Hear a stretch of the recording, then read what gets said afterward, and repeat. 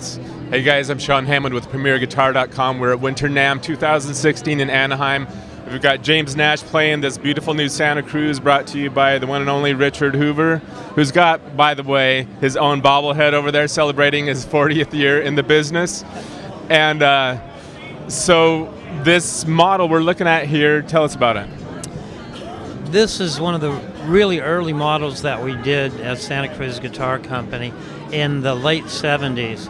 And the idea with this is to have an instrument that projects like an arch top, thus the arch carved back. You want to flip it and we'll take a quick look at that. And what this does is it gives it the projection and separation of notes that you'd prize in an arch top. So gorgeous. Thanks for that. You know, that instrument orchestrally was meant to cut through the other instruments and project almost like a percussion or a rhythm instrument, and sustain wasn't desirable. Each note was a different chord when you played it. So we wanted that projection, but we wanted the sustain and complexity that the flat top has.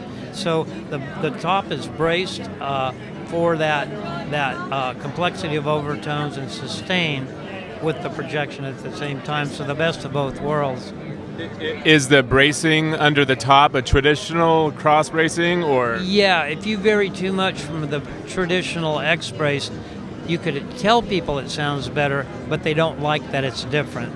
So we do a lot, it's like a Trojan horse. The dangerous stuff is on the inside, right. And we do our own take on the bracing. This guitar was so difficult to explain when we first started, and no one knew who we were, that it was a horrible marketing failure.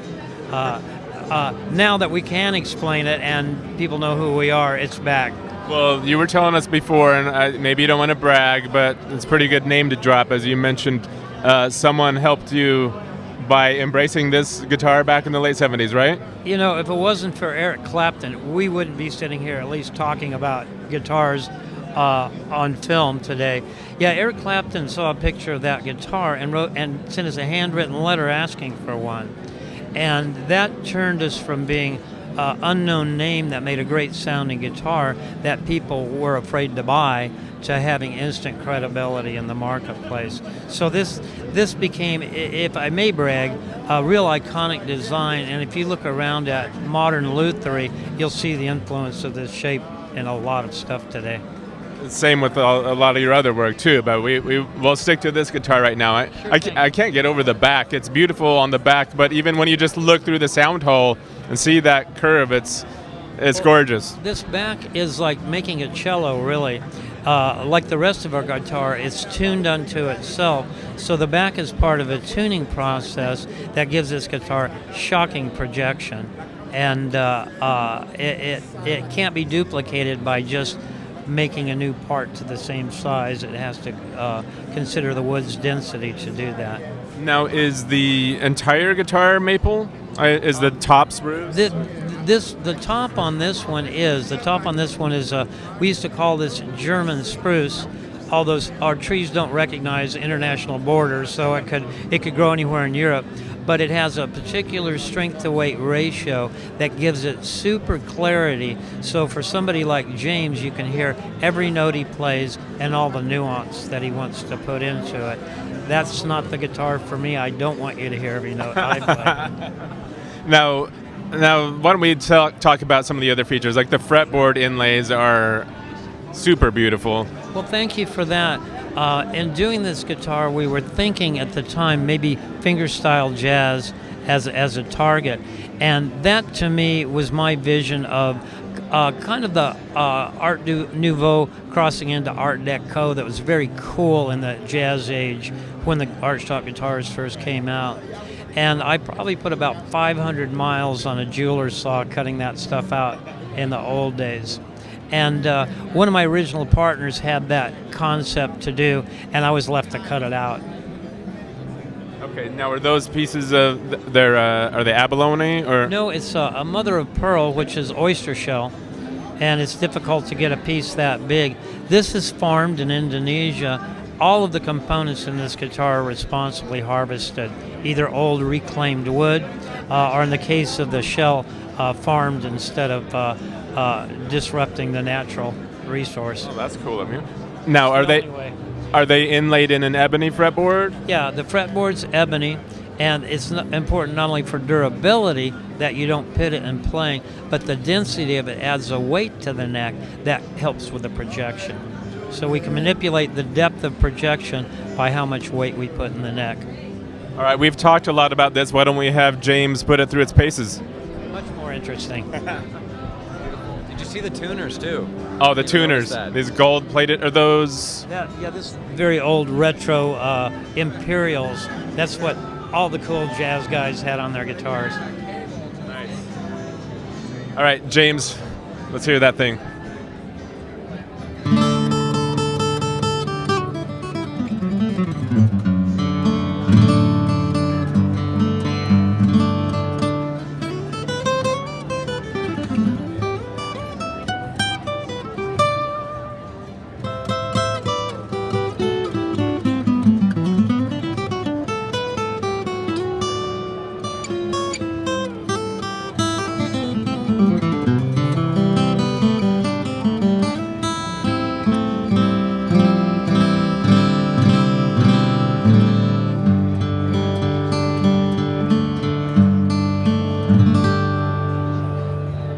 Thank you. That was great. Now, Richard, we can't take off before we talk about this other, the Ghost Oak guitar over here, and just the name has got to hook people and be interesting, make them interested. But man, the story, just tell us the story about that guitar over there. Sure. I'm going to start with a philosophy that we have, that we always get more than we give, and so we're open source. You know, we don't keep secrets. Our secrets are really time and expertise. We've been at this 40 years. And I gave a gift of a beautiful old redwood top, an ancient redwood top, to a friend in the Czech Republic. And over there, that's pretty exotic stuff. And he gave me this oak that came from a sand mine about 10 miles from the town he lives in, the Czech Republic.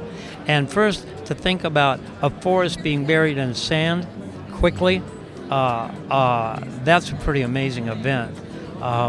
And so they carbon dated it, and it's almost 8,000 years old. And it wasn't petrified, it's preserved. And it is, it sounds good. But the incredible idea of this, when I got that wood, I didn't know if I was the guy that should use it. And Like a big weight of responsibility. oh man, yeah, it's you don't take that lightly. You're not gonna go get another one. Have you ever dealt with wood that old? I've never seen anything that old. Yeah, this is 3,000 years before the first written word that had birds in the branches. So what tipped it was then I was gifted this spruce top that was in the frozen tundra in Alaska, and with the climate warming, the roots became exposed. And a friend that does reclamation of spruce for us saw that and unearthed the tree, and it was blue on the inside. And he did the same. He's, I'll carbon date this, and that was a living tree 1,000 years BC.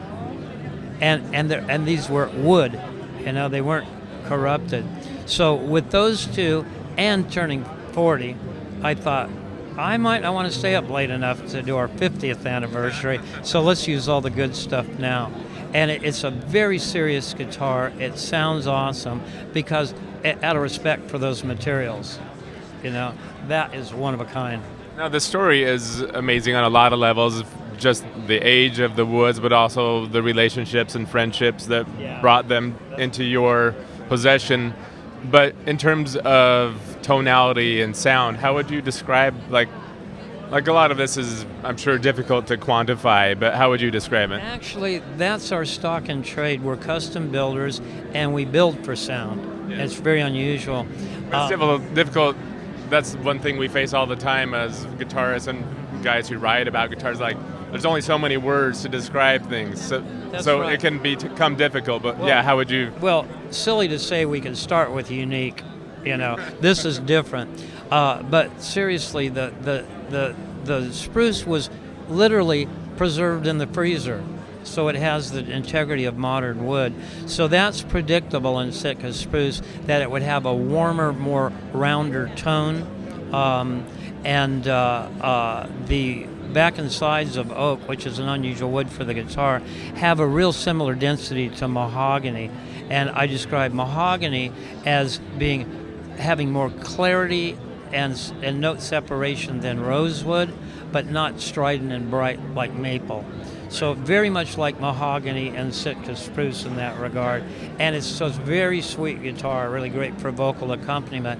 And it's really, really my wish that it'll be a guitar that's used to make music. It's only right after 8,000 years that this stuff take on a new life. I was going to ask, like, what have you decided to do with it? Are you selling it? Are you keeping it? You know, I kind of agonized over this. The idea of owning it's not very attractive to me. I don't need to own it, but I would love to have it in our sphere of influence. It's a great vehicle for telling our story and our values. And I got an offer that was so impressive. As the shepherd of our company, I thought a real good idea to do that. It's somewhat in our extended family. The buyer wants to remain anonymous, as is the price. But it's a good thing. It'll go to a very good home. So cool. Thanks for sharing that story, and congratulations on 40 years. What an accomplishment. Oh, it is nuts. It's not just a miracle. It's a million miracles that we're here. All right, Yeah, Richard. thanks, Sean. Always a pleasure. You too, man. Thanks, James. Thanks for joining us, guys. I'm Sean Hammond for PremierGuitar.com. Don't forget to check out our other NAMM coverage.